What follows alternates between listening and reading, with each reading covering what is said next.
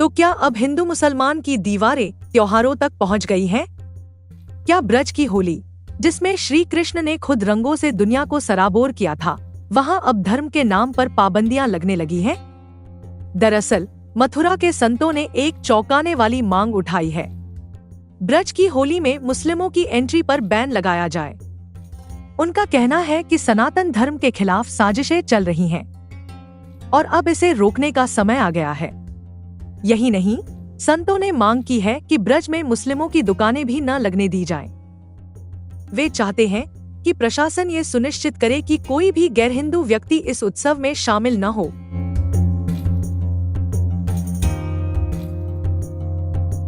जैसे ही ये मांग उठी, राजनीति की गाड़ी पूरी स्पीड में दौड़ पड़ी। समाजवादी पार्टी ने बीजेपी और आरएसएस को घेरते हुए कहा कि ये सब साजिश के तहत किया जा रहा है ताकि देश में हिंदू मुसलमानों के बीच खाई और गहरी हो सके।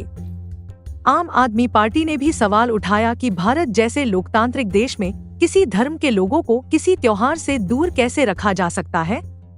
दूसरी ओर विश्व हिंदू परिषद ने इस मांग को पूरी तरह जायज ठहराते हुए कहा कि अब समय आ गया है कि जिहादी मानसिकता से सतर्क रहा जाए।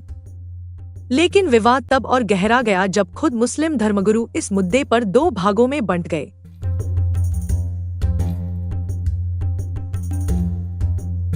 इस पूरे विवाद में सबसे दिलचस्प बात यह है कि खुद मुस्लिम धर्मगुरु भी इस मांग को लेकर एकमत नहीं है। ऑल इंडिया मुस्लिम जमात ने कहा कि ब्रज की होली से मुस्लिमों को बैन करना पूरी तरह असंवैधानिक है और ये भारत की गंगाजमुनी तहजीब के खिलाफ है।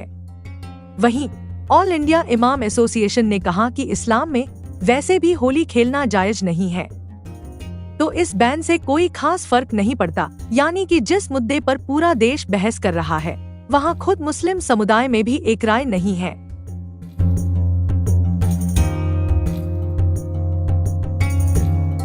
अब सवाल ये है कि इस्लाम में होली खेलने को कैसे देखा जाता है? क्या कोई धर्म अपने लोगों को दूसरे धर्म के त्योहार मनाने से रोकता है?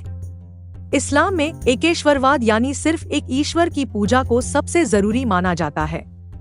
इसलिए कुछ मुस्लिम विद्वानों का मानना है कि किसी दूसरे धर्म के त्योहार में शामिल होना सही नहीं है। शरीयत में इस पर साफ नियम नहीं है, लेकिन कुछ लोग कहते हैं कि अगर होली को सिर्फ मस्ती और रंग खेलने के तौर पर देखा जाए, बिना किसी धार्मिक भावना के, तो ये ठीक हो सकता था।